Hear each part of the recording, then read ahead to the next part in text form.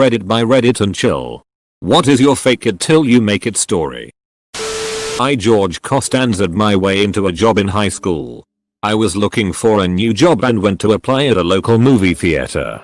The general manager asked to interview me on the spot, which I wasn't at all prepared for, but went with it anyway. This was like a Wednesday or Thursday night. The interview went well, and she told me she was going to be out of town this weekend, but she would let me know on Monday. I didn't want to wait. So the next day at school I got my work permit filled out and took it back. I dropped it off to another manager and told them she told me to bring this crap in. They asked if I could start the next day. I ended up working there for over 3 years. This guy hired himself. I'm an artist who works in the film industry. Some years ago my wife got pregnant, purposefully, and I had to try to find a way to make more reliable income while she was on mat leave and for the foreseeable future. As we knew we weren't only having one. I also wanted to stay in film. I got work as a grunt work lugging things around set and buildings, setting up large bits of lighting gear. No clue what I was doing.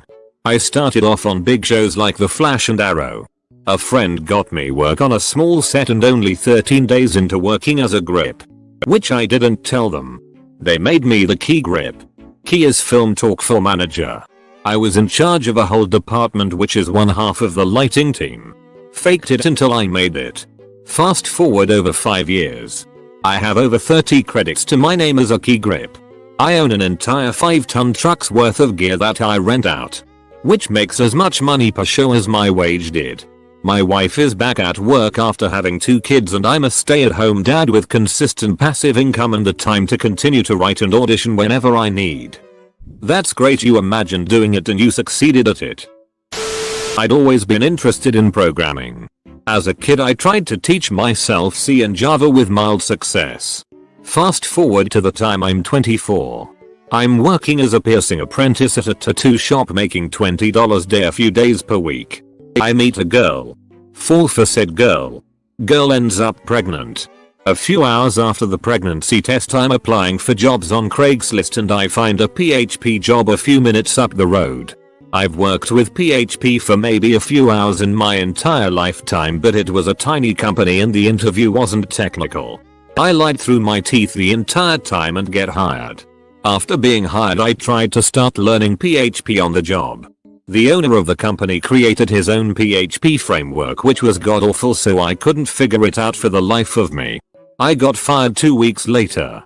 In those 2 weeks on the job I made an honest effort to learn more about web design and development, so I offered my design services to a local web design company for free so that I could learn.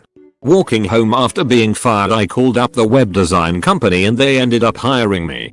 I would learn on the job for a year or so and then take my skills to get more money somewhere else. 10 years later I'm the lead software engineer on a big project making just over 6 figures. If the pregnancy test hadn't scared me to death that day I would still be working dead-end jobs to scrape up enough money for weed and booze. Are you still with the girl?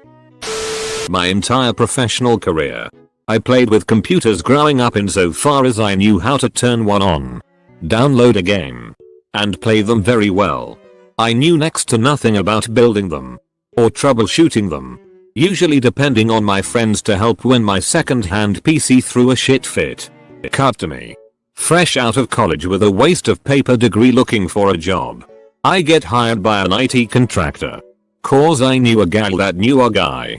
With the understanding I needed to know the basics. I didn't know shit. I made it up as I went along. Googling the living shit out everything. That was 10 years ago. I'm now a systems administrator. Still googling the living shit out of everything. Right? I felt like I was reading my life story there, huh? I taught a class on a specialty software program. I was learning the software myself and I was literally one class ahead of the people I was teaching. You sound like my comsol teacher. Though she openly admitted to our class that she was basically doing the class with us. Fortunately the class was extremely easy and didn't really require much teacher guidance. Not me. But my cousin applied for a brand new restaurant job and didn't get it. Her friend got the job and she was pissed she didn't get hired. So her friend told her where when orientation was. and she decided to fake getting hired till she made it. She went to orientation, all the training, introduced herself to all the staff, management, and made her presence known. After a couple of weeks working, everyone got their paychecks, except her. She went up to management and was like, WTH. Everyone got paid but me. You've seen me working for the last 2 weeks. Management goes into the computer system and checks. That's so weird, you're not in the system. I'm so sorry. Must be a clerical error. We will get you in the system and paid right away. And that's how my cousin fake got hired till she made it. I wanna be like her when I grow up. Well, now I gotta find out if this works or not. I started at a big ol' multinational in retail as a college dropout. I started at the lowest rung of customer service in a store. Now retail has lots and lots of staff turnover. And a multinational has a shitton of rules. Or you'd expect them to have. Also, I'm not the dumbest around. Never mind the college dropout, that's another story. And well, to be fair, not everyone in retail is super smart. So there was a consistent lack of management, or they didn't care, and all the rules and regulations had gaps in them. So people start asking questions. How do I solve this? What should I do next? Etc. Nobody had an answer to these questions. So I started answering them using common sense or what I'd think should work. Just filling the gaps, which probably made me look a lot smarter than I am. Just faking that I knew what I was doing. So I started climbing the ladders, and I am now the senior finance and operations director for a store with a gross turnover of over 160 million euros. However, cracks are starting to show. The company got a lot more serious, and I'm surrounded by smart people with high degrees where I can't bluff my way through problems and meetings as easily. So, I'm thinking of taking a step back and relaxing a bit more on lower position. I was a lot happier then and had way less stress and way less hours. TLDR. Faking works until it doesn't. You don't have to take a lower position necessarily. See if the company can send you to some professional development workshops, or even take a community college course on some of the stuff you don't feel strongly about. Imposter syndrome can run strong for a lot of working professionals. Take a course or two and hopefully it will help to bridge some of those gaps. Sleeping. I fake trying to do it till I'm surprised by the real thing. Cries in insomnia. During college, I worked part-time as a deli clerk in a grocery store. I had zero experience with deli items, didn't know head cheese from salami, or provolone from Munster. So, I'd explain to customers that I was new and ask them to point to items in the case that they wanted and what the sign indicated for the price per pound. They always seemed happy to help out, especially when I gave them free samples from the slicing machine. Hey, this kid has been new for over 10 years now. I was desperate for a job several years back, so I wrote up this resume that was utter horseshit on a whim. Granted, some of it was legit, but a good 80% was me bullshitting. Amazingly enough, I got a call for an interview, and by some miracle they ended up hiring me, and I worked for the place for 7 years before something I was actually qualified for opened up at another workplace.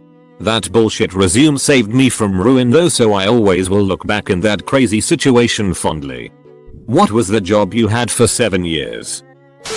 My piece of shit druggy brother-in-law used to lie and said he had heavy equipment operator experience. He'd get the job and get fired in a day or two, but pick up something small. Did that 15 or 20 times and kept moving around until he learned enough to not get fired. This explains a lot. I always have trouble finding work.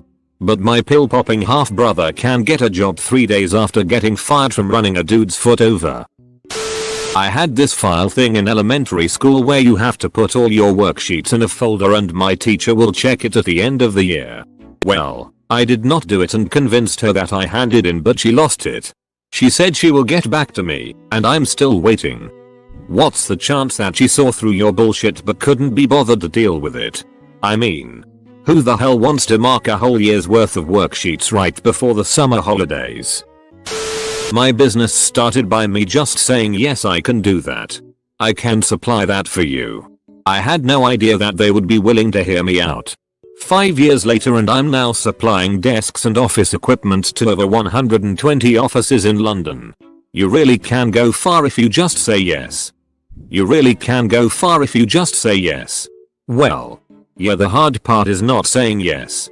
It's actually following through, LMAO. I'm painfully shy and ducking, terrified of speaking in front of people. A few years ago I started volunteering at my local animal shelter and would always sign up for a time slot before the shelter opened to the public so I wouldn't have to deal with people. I kept getting assigned new volunteers to show them the ropes because my time slot was when it was quiet and there wouldn't be interruptions. I really extremely didn't want to deal with people. But I went ahead anyway because it meant I got my own kennel key. I was nervous as hell and didn't know what I was doing but plowed ahead anyway. Then I got the hang of it. Now, 4 years later, I'm one of the leads.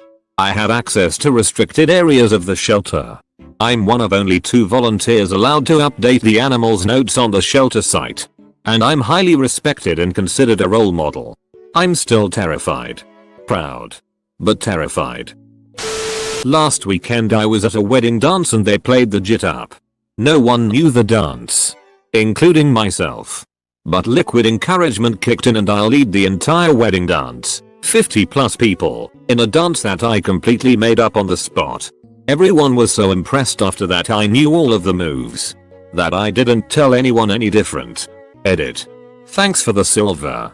My first. Cheers. I hope some of those people are teaching others your made up dance. Social anxiety. I was always the quiet guy up until a few years ago. I decided I was tired of not having friends and I started faking confidence and talking to everyone. In the beginning I was dying inside and felt like I was walking on glass. Now I don't know when to shut up and can talk to just about anyone. Yes, I had a similar experience. I always had friends, but found it difficult to engage with people outside my small circle. I used to get such bad social anxiety that I would throw up before every major social engagement. Like parties. And sometimes in situations where I knew there was definitely nothing to fear. Like going to lunch with my friends. I decided I needed to do something about this.